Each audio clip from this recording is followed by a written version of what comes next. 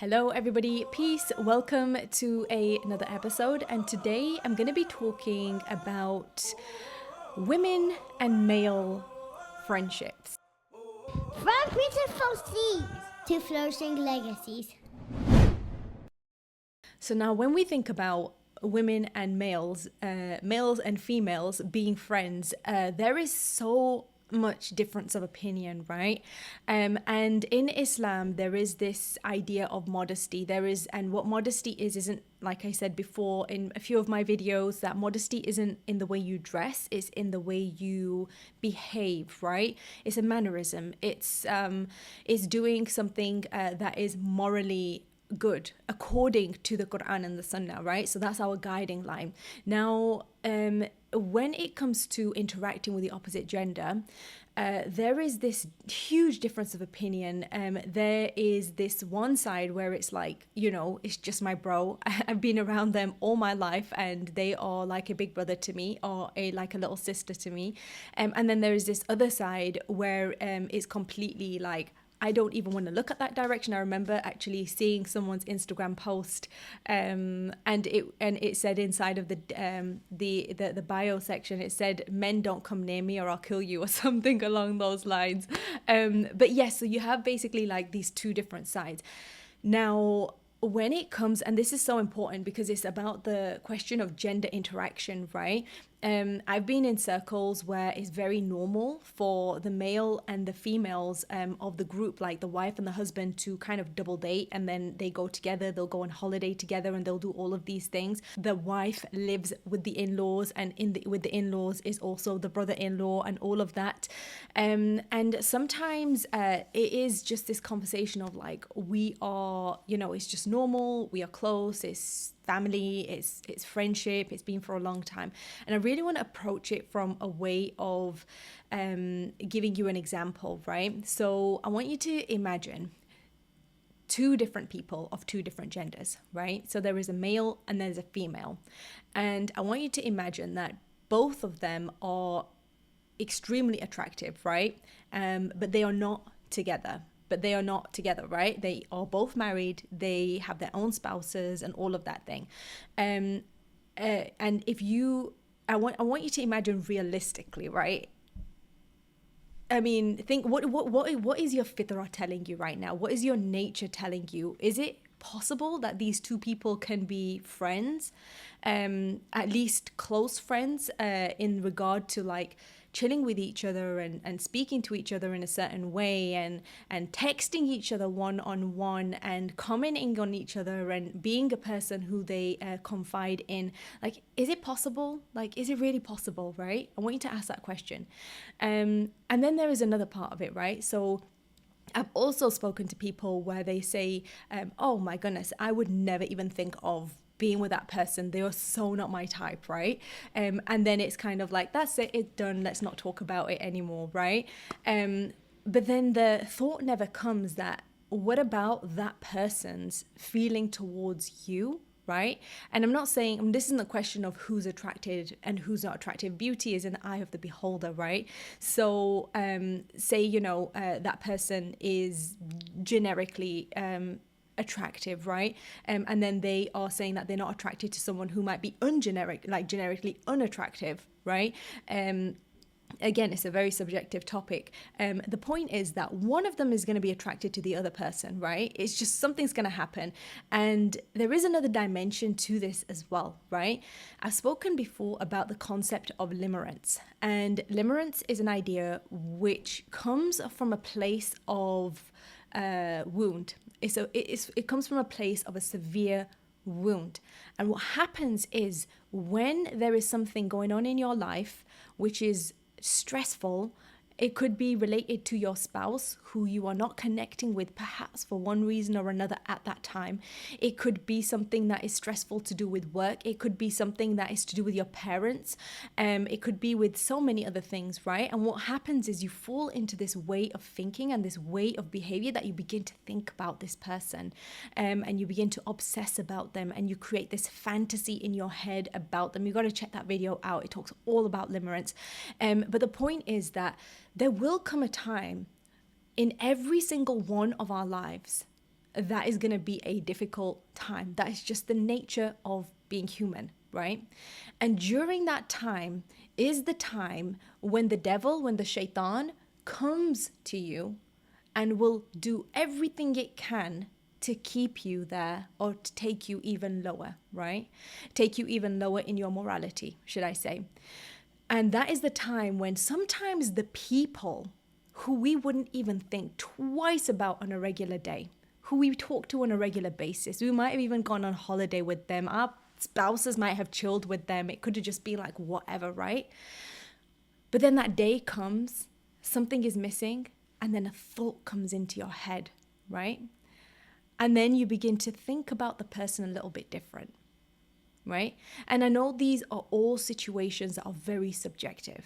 I know that, you know, we all, it's hypothetical, right?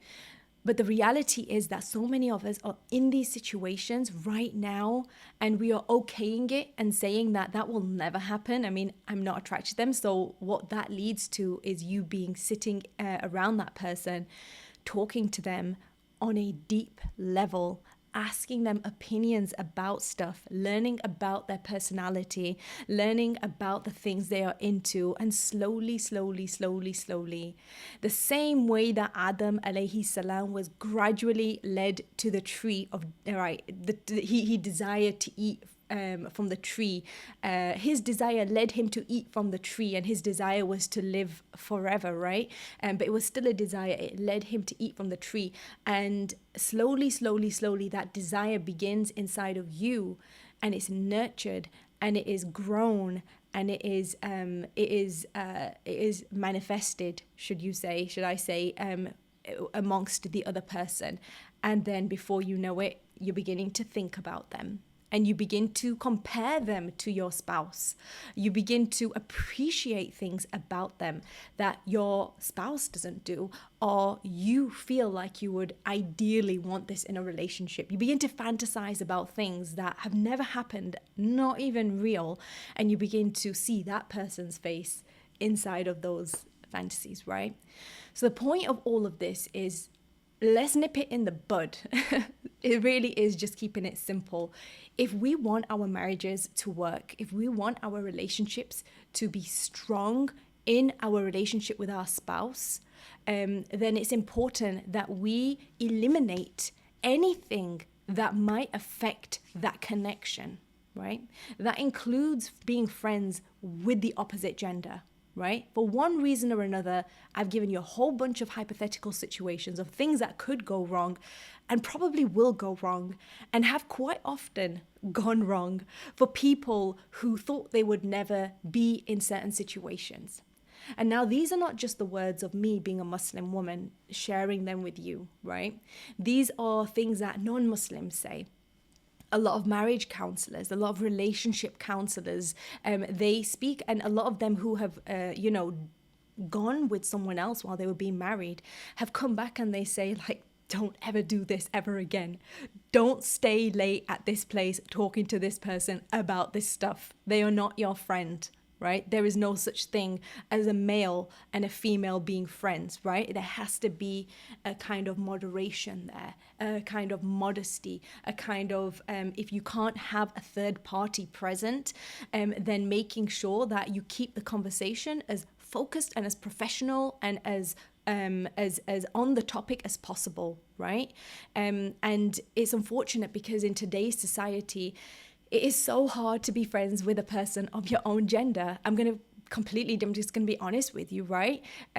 Because of so many reasons. There's like mummy issues and daddy issues and all of these things. And sometimes you just connect more with these people because you've grown around brothers and you understand and you can connect more with the male gender, right?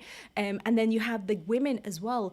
Some of them, they might portray certain behaviors which are so misaligned with you, and all you want is just to be enjoy your time with someone. But then you're around these women women who quite often they are envious of you, they are talking about you, they are watching everything that you're doing. You can't have them around your husband because they disrespect you. You know what I mean? So there are so many. I understand. The point is, I understand. I know it's so hard to be around the same gender, and this also goes for men too. There's this ego thing, right? You're with them, and then it's all about who flexes the biggest muscles. That's in like the most muted way that I can say this, but I think you get my point, right? My point. I think you get my point.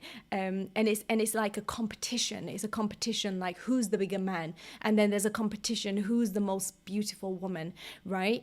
Who's the richest man, and who's the most kind of like desired woman, and that kind of thing. So it's I basically the whole point that I'm saying is it's true. It's hard to find friends who are of the same gender. And this is my advice for those of you who struggle with that as well.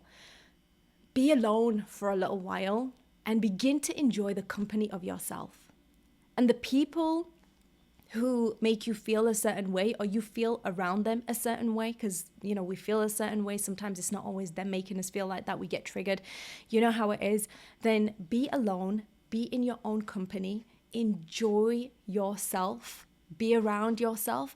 And I promise you, inshallah, if your intention is to have good friends who remind you of what your purpose is in life and reminds you of the best version of yourself, then Allah will bring them to you. Because good, it attracts good, right?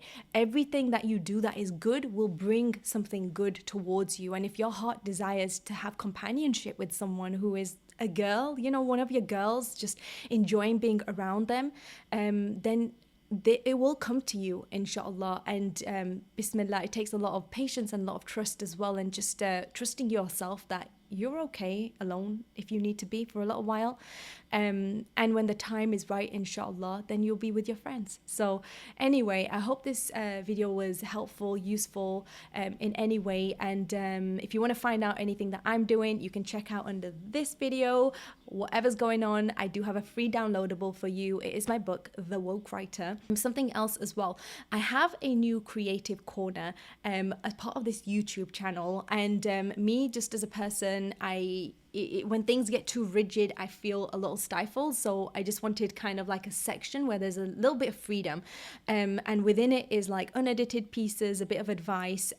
It's a playlist, and book reviews as well. And within it also is poetry, which, you know, I performed at whatever events, right? And I just want to kind of put everything in one place in case you wanted a little bit of inspo and I needed a little bit of freedom. So hopefully it'll work for both of us, God willing, inshallah. So and I'll keep these videos popping and keep them coming, God willing, inshallah. And if you like this content, please do subscribe, share it with someone, send me a comment, and I will reply to you, inshallah, and get on my email list, because I have some amazing stuff for you, God willing. And have a beautiful and blessed day, everyone. Thank you for being here with me.